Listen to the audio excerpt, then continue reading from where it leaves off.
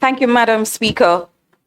Today, we rise to pay tribute to a man whose name is woven into the very fabric of Jamaica's cultural identity, a son of St. James, and one of the most luminous artistic spirits our island has ever produced, James Chambers, known to the world as Jimmy, the harder they come, Cliff. As the opposition spokesperson on culture, it gives me deep honor to join this house in saluting a national treasure, a global icon, and a man whose music has carried the heartbeat of this island across continents. As a woman from St. James, myself, this moment carries special meaning. We claim him with pride. Right, Ed? We feel his journey in our bones.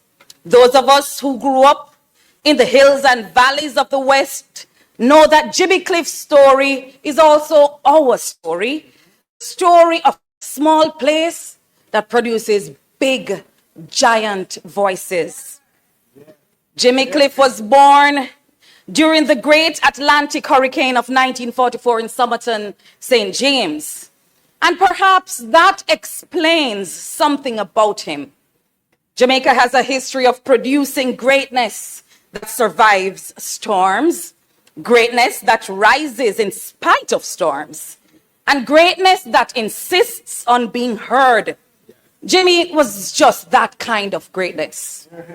His voice, crystalline, emotional, undeniable, became one of the first bridges that carried Jamaican culture to the world. And as former Prime Minister P.J. Patterson so aptly said, Jimmy Cliff was a cultural architect who helped build the bridge that connected Jamaica's soul to the consciousness of the world.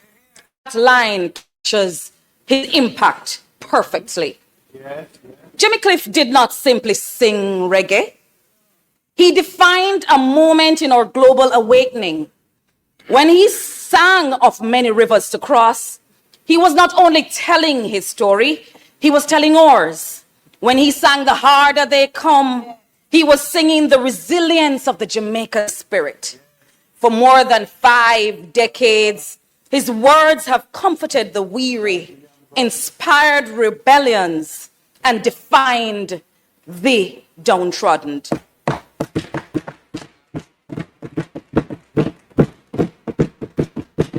You see, when The Harder They Come reached global audiences, it cracked open the doors of possibility, not only for reggae, but for the entire Caribbean creative imagination. Jimmy Cliff reshaped what was possible for a boy from a rural district, for a young singer with a dream, for a small island with a big voice. Madam Speaker, as St. James continues to recover from the devastation of Hurricane Melissa, Jimmy Cliff's life reminds us of something important. Even in the hardest seasons, Jamaica produces voices that carry us forward. And I imagine that the writers, the poets, the song makers, the singers, the filmmakers, the next generation of storytellers will have much to write about when they reflect on this moment in our history, the same way Jimmy did reflecting his time. We must look at what it reveals about us, how we treated each other, how we organized ourselves to respond to Hurricane Melissa, how we navigated hardship, and how, like Jimmy, we insisted on humanity, accountability, and transparency, how we treat neighbors. This then is the world we must now build, one where our cultural workers are empowered, where the creative imagination is valued, and where we strive to make Jimmy Cliff just as proud of us as we are of him. He carried Jamaica to the world. Now it is our turn to build a Jamaica worthy of Jimmy's legacy. To his beloved wife Latifah, his children, his family, and the global community of admirers who mourn his passing, I extend sympathies on behalf of the opposition and the people of St. James. Jamaica has lost a veritable giant, but heaven, it has gained a voice so pure that even the angels will pause to hear him sing. Rest in peace, Jimmy. Yeah.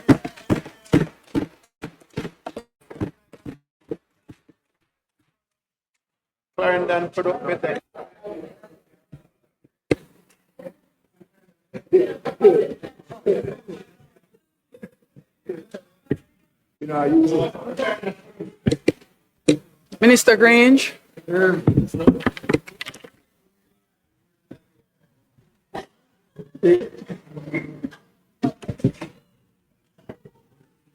Madam Speaker, proceed. Thank you, Madam Speaker. With the passing of Jimmy Cliff, christened James Chambers, Jamaica and the world have undoubtedly lost one of the greatest proponents of Jamaican music and one of Jamaica's greatest sons. I had the honor and privilege today to have been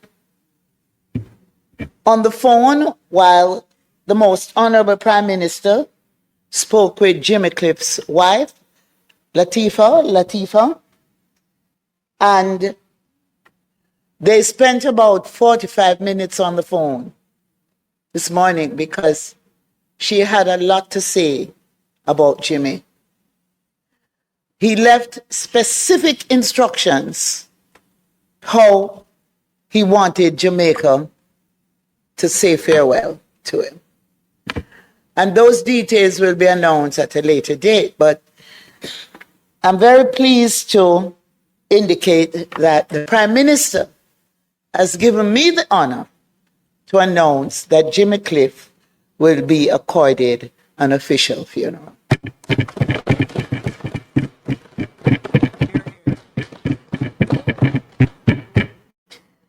Now, his passing has left us deeply saddened, as the transitioning of Jimmy represents a major loss, not just for Jamaica, but for the world. He gave so much of his life to delivering meaningful music, which resonated in every corner of the globe. He had a unique sound, a unique voice. He was a prolific songwriter, and all his songs had meaning. Of course, my favorite song is Lion Say I'm King, because as far as I'm concerned, Jimmy is King of Kings. When he wrote this song, he was very young. And at the time, Mr. Seaga guided him. So every time he wrote a song, he would go to the most honorable Edward Seaga and he says, "Boss, I write this song." Mr. Seaga would look at it, they'd talk about the lyrics. And in King of Kings, he says, "I am king and I reign. I am king in this range. No more kings must be in this backyard," because he was in a tenement yard in West Kingston when he left the country. Spanish Town Road and Milk Lane, right? That's how Desmond and I became a part of Jimmy Cliff's life. He says, "Elephant say I am king cause I'm strong. Giraffe say I am king cause my neck is long. There is no doubt that you are all wrong.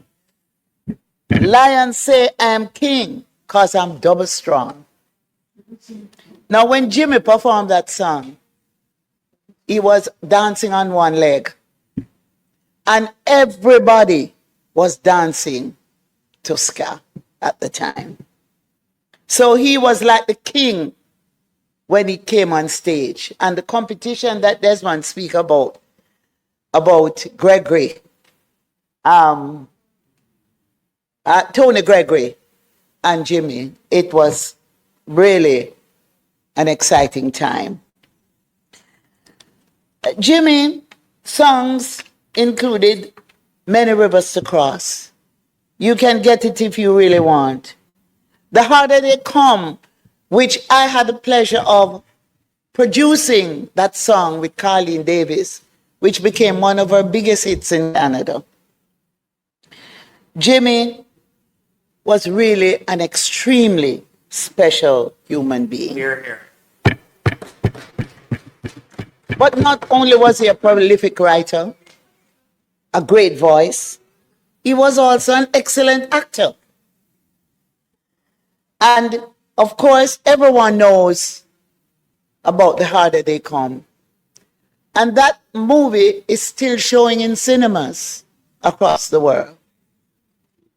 It has actually built like a cult following, The Harder They Come. But he also starred in the movie Club Paradise, along with Robin Williams, Twiggy, and Peter O'Toole. So Jimmy was the recipient of Jamaica's third highest national honor, the Order of Merit. And so when we refer to Jimmy Cliff, we should really be speaking about the Honorable James Chambers. We also honored him in March 2019 when we named the Jimmy Cliff Boulevard in Montego Bay. Of course, when we found out that Jimmy, as an ambassador representing Jamaica, did not have a passport, an official passport, we made sure that he was recognized by handing him an official passport. When we celebrate Jamaica 55, Jimmy came to the National Stadium and in front of over 30,000 Jamaicans, he received the National Icon Award. He was not scheduled to sing, but he turned to the Prime Minister and in accepting the award, he started to sing and we couldn't stop him. And his voice was still clear and very distinct. Jimmy was always thinking about home and what was happening in Jamaica. In fact, he was concerned about Hurricane Melissa. And we actually talked about Hurricane Hattie and when he wrote that song. Unfortunately, Hurricane Melissa hit the West real hard and it impacted on his hometown. And Jimmy was looking forward to be back here in Jamaica to share and to assist in the rebuilding process. Jimmy was a very respectful individual. A lot of artists at times, as they become famous, they're not respectful. Jimmy always showed respect to everyone. And I must mention here, he had really three favorite individuals. The most Honorable Edward Seaga, the most Honorable P.J. Patterson, and Rex Nettleford. He thought very highly of them.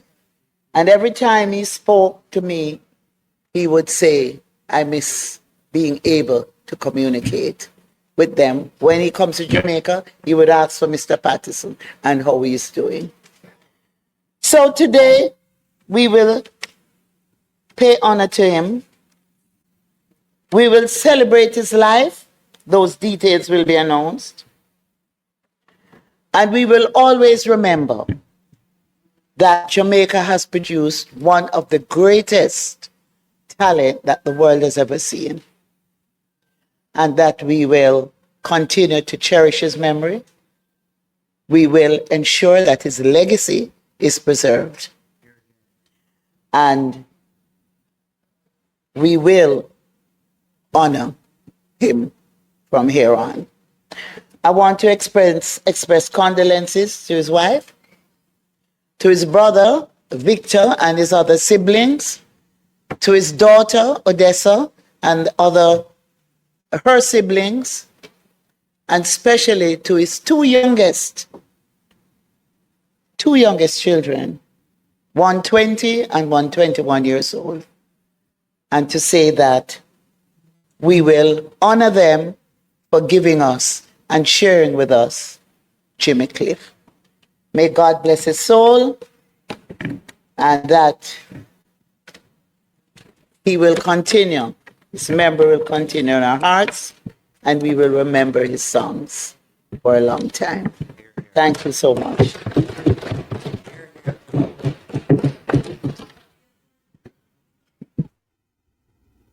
House leader, turn on again. Madam Speaker, we thank the members, and as we close the tributes, let me just add my own bit of condolences to the family of the Honorable James Jimmy Cliff Chambers. I'd like to quickly take from the words of Justine Hensel, who is daughter of Perry Hensel, who casted Jimmy Cliff in The Harder They Come. And I think she said it perfectly. Jimmy Cliff was a poet revolutionary who set his words to music, broadcasting them to the world over speakers and screens. His lyrics are recited by global leaders, turns, sung by priests at pulpits, and blasted in rock mega stadiums as well as rum bars. And that will not change. The emotional breadth of his songs meant that a mood could be set or changed by the track you selected. Songs that seduce, songs that called for activism, songs that inspired deep reflection. He gifted them all to us. He was an incredible actor, and when cast as Ivan by Perry Hensel, the lead role in Jamaica's first movie, The Harder They Come, that character became a singer, and the rest is history. Madam Speaker, through it all, he remained grounded, and despite walking with kings, never lost the common touch. To his family and his friends, this Parliament extends heartfelt condolences. We share your grief, and we join the nation in giving thanks to a life that enriched us all. May his music forever echo around the world.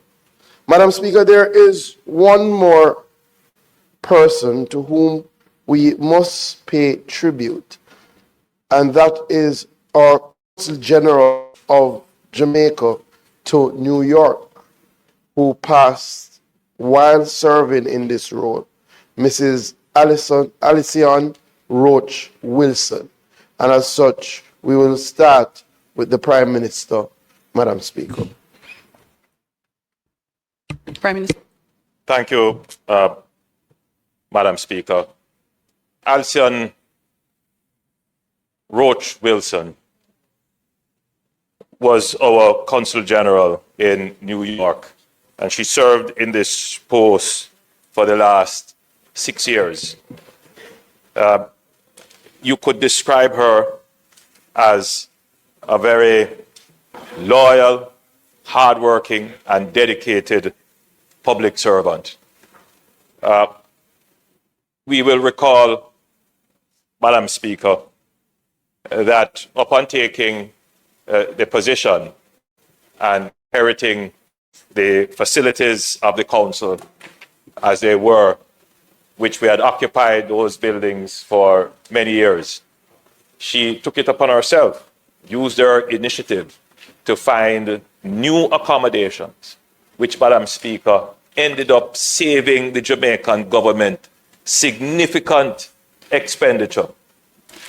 But not only that, would have given us an even more premium location and well-improved facilities. I have managed to tour those facilities a few times and had the opportunity to interact with Jamaicans using the consular facilities, and they were very complimentary. I'm sure that members of the opposition would have been there at her, with her being the council, and would have provided the necessary coverage and support for their visits as well. She was an incredible individual, Madam Speaker, and before becoming the consul for New York, she was involved in a great deal of philanthropy for Jamaicans. When I first met her maybe 15 years ago as Minister of Education, she was involved in a program to bring computers to schools in Jamaica, and she did that for several years, in addition to having participated in other such philanthropic enterprises for Jamaica. Madam Speaker, I wish to therefore, on behalf of the government of Jamaica and the people of Jamaica, acknowledge her work and express our deep and sincere condolences to her family on her passing. Anyone from the opposition?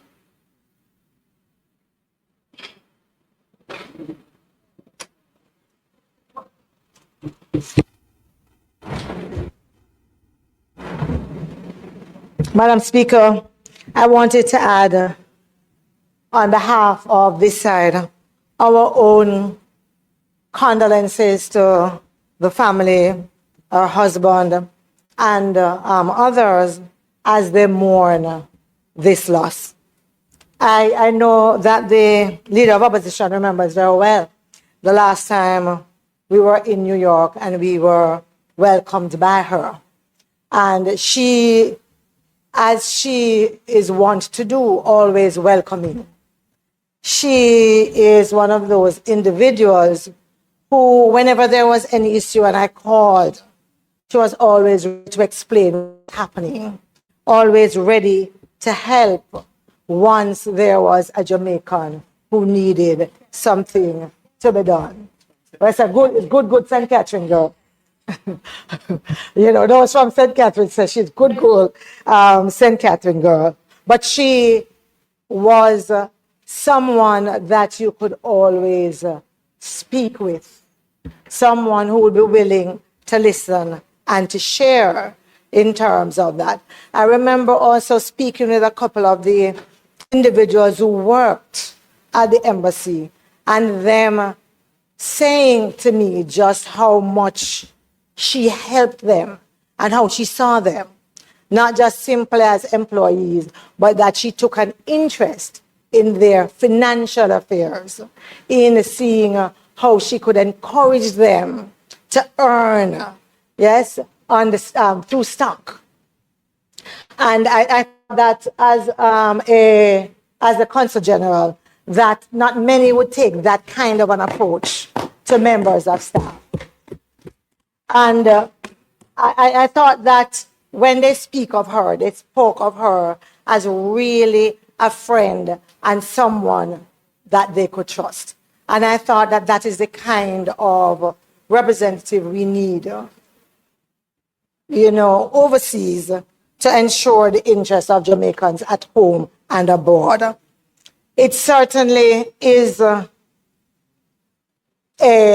loss that Jamaicans at home and abroad will feel.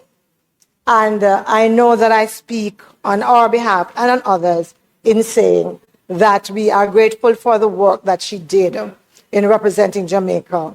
Persons will tell you about her fundraisers, yes, and what those looked like. But I'll leave that there. But I just want to say thanks for the work that she has done, the role that she played as a Jamaican, carrying the flag overseas, and we are indeed grateful to her. Thank you, member from St. Andrew Southwest. We'll now have the member from St. Catherine West Central, and finally Manchester Northeastern as well. So that is the member from St. Catherine West Central, and then it would be the member from St. Andrew Eastern, and we will close with the member from Manchester Northeast. Thank you very much, Madam Speaker. Madam Speaker, I rise to pay tribute to former Consul General, Consul General Roach. Alison was not just a professional, and I pay tribute to her in her professional capacity, an able representative of Jamaica in the New York, tri-state and beyond area for the years that she served. But she was a good human being, a good individual, and I considered her a personal friend. Her approach to her job, Madam Speaker, colleagues, was beyond, I think, the ordinary, in that she not only represented our country well, our citizens and others who sought information, clarification, or support in one form or another for Jamaica, but within the entire area of her representation, the geographic space, she was an ambassador who always found a reason to represent, visible representation, but she also, beyond that, took on particular causes as a strong advocate for the benefit of the Jamaican people, where she did not have to, beyond just following through on her job description. In the area of public health, I've had the opportunity to lobby for support for Jamaica and for the public health system on several occasions, traveling with her for many miles to different health systems outside of the New York area, where she made contacts, established strong relationships, and at all times arguing on behalf of the Jamaican people. Beyond that, she took a personal interest in everyone's concern, and to the extent that she could provide support, she went beyond the call of duty to provide support. I've had one or two personal experiences, whether it was just arranging some convenience when one passed through that particular area for whatever cause, official or otherwise, or just giving a word of advice in support of the work that we do. I want to pay tribute to her. I want to express my condolences to her family members and friends. Her work is best represented beyond the impact she made on persons who are linked to Jamaica. It's best represented in a tangible way in the efforts she has put into establishing Jamaica's physical representation in New York. I don't know how many of you have visited the new offices of the diplomatic representation in New York. I remember her telling me the story of it. She led the negotiations. She led the efforts at refurbishing. And if you go in the Manhattan area, I don't exactly remember the exact address, and you visit those premises, you'll be very proud of Jamaica's physical structure and what we are, who we are, and what we represent. And she did it, by the way, at a very efficient cost to the Jamaican taxpayer. In fact, it was a major savings from what was the case prior, although it was a much larger location. So I really want to just recognize her work. She is one that we could all say gone too soon. She passed, unfortunately, at a very young age, and we pay tribute to her life and to the contribution that she has made. Thank you, Madam Speaker. St. Andrew Eastern. Thank you, Madam Speaker. Madam Speaker, I wish to express my sincerest condolences to the family of Alcyon. Ever bubbly, ever friendly, and ever ready to help. I recall during my time at the Ministry of Education and Youth, there was a group of students who went to New York on a trip. Not everything about their trip was well coordinated. There were gaps, and Alison jumped in to provide whatever was needed so that they could be comfortable and safe. And they enjoyed themselves and came back home. While at the Ministry of Education, I also recall that Alison would just enjoy herself trying to find things for schools in Jamaica. And she'd pack them and ensure that they got here. Sometimes she would pop up in my office because she wanted to make sure they had arrived and that they could be distributed. Madam Speaker, we kept in touch. And as we experienced Hurricane Melissa, my thought was, if Alison was here, she would be ever present, bringing things, ensuring things. And so, Madam Speaker, during the course of knowing her, I got to know of her diagnosis. But I never thought that I would be standing here offering condolences. On October 6, 2025, at 11:06 p.m., Madam Speaker, I WhatsApped her and I said, "Hello, just thought of you. Sending lots of love." And at 8:30, October 7, 8:30 a.m., a message came back. "Good morning, Minister. Thank you so much." And praying hands. Madam Speaker, she will be sadly missed. As someone who represents Jamaica on the global scale, I want to say to her family, thank you for lending her to us, and may her soul rest in peace. Thank you. The member from St. Catherine East Central.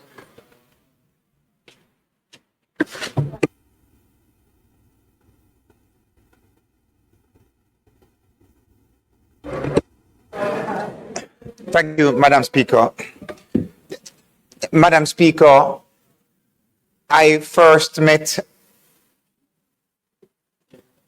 Alison Wilson a few years ago when she presented an Emmy Award received from Fox 5 for collaboration depicting Caribbeans in New York with a high focus on Jamaicans living across the diaspora. And this was a part of a series that she collaborated on with the Emmy producers, and it won the 65th New York Emmy in October 2022. And in January 2023, she flew to Jamaica and she presented that award to Prime Minister Andrew Holness as a testimony to the work of Jamaicans across the diaspora. Madam Speaker, such was the magnitude of the woman that Alison Wilson was. Such was her commitment to Jamaica and to the diaspora. She championed the cause of Jamaicans living across the United States, with emphasis in New York, where she served as Consul General. And, Madam Speaker, I must say, her contribution extended beyond the diaspora to also ensuring that institutions like the University of the West Indies was linked back to medical hospitals across New York, and she had a passion for education and technology. She truly served as an ambassador for Jamaica and diaspora relations. Her loss to the Foreign Service is one that is deeply felt by all of us. Even throughout her sickness, her illness, Madam Speaker, she still championed the cause for Jamaica's finances, Jamaica's health, education, and technology. It was certainly a pleasure working with her last year as we celebrated the biennial diaspora conference, and her contribution made that conference the success that it was. She recently received the Order of CD, and again, a fitting contribution to the work that she has done. She exemplified professionalism.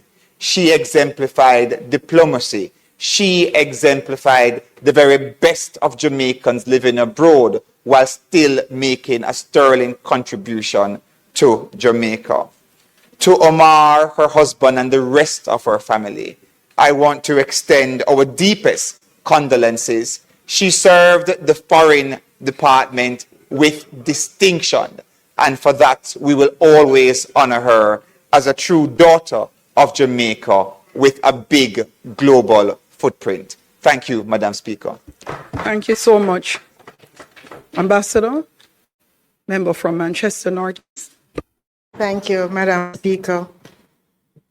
I join my colleagues in just expressing the deep sadness that Alcion's passing has evoked in so many of us who has worked with her.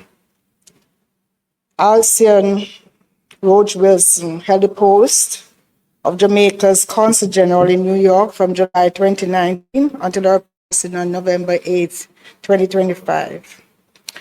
So it's with a deep sense of loss that we acknowledge her passing both here at home and across the diaspora. As Consul General, she worked tirelessly to uplift nationals, strengthening partnerships, and expanding opportunities for Jamaicans. She championed the causes that mattered most: education, community empowerment, and advancement of cultural and economic interest.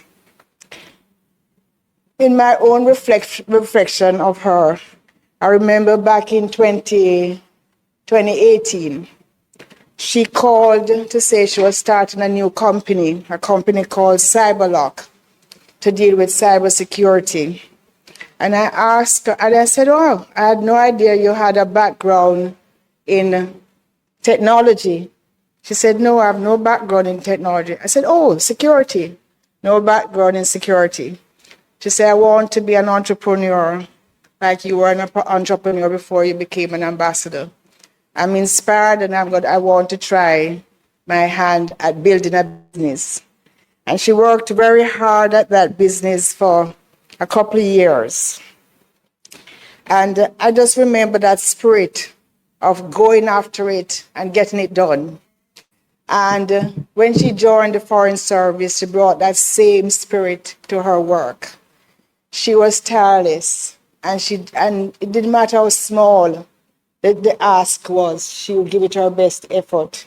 She would work tirelessly at any challenge to make sure it was a success. And Jamaica benefited from that. We have heard examples given from the building and all the other extraordinary things that she did in a short 6 years. So, it is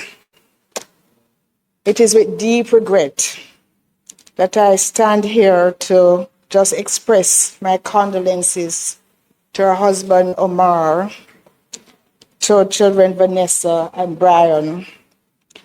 And, in closing, her passing reminds me of the words, "Well done, thou good and faithful servant. Enter into the joy of the Lord." She battled for over a year. She fought the disease very hard, and now she's at peace. And so I offer my condolences, and my prayers remain with her family. May her soul rest in peace. And I thank you, Madam Speaker. Thank you. Members, we are now going to rise to our feet for a minute of silence for all three individuals we did tributes for today.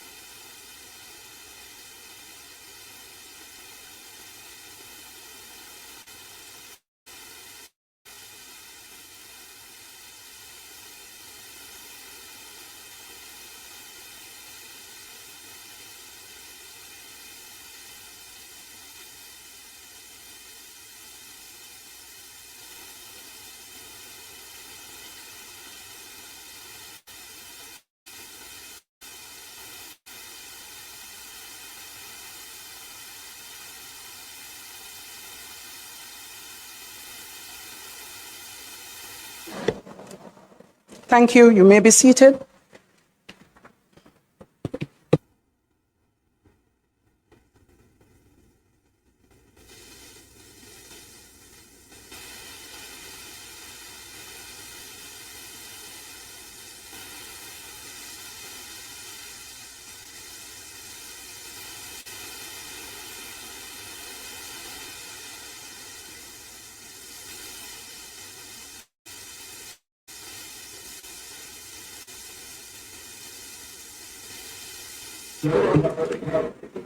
Statement by ministers, House Leader.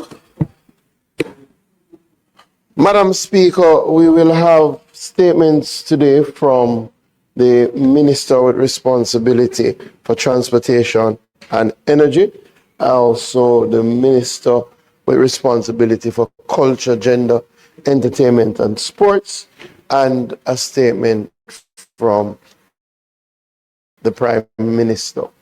We will have them in that order, starting with Minister Vaz, if it pleases you.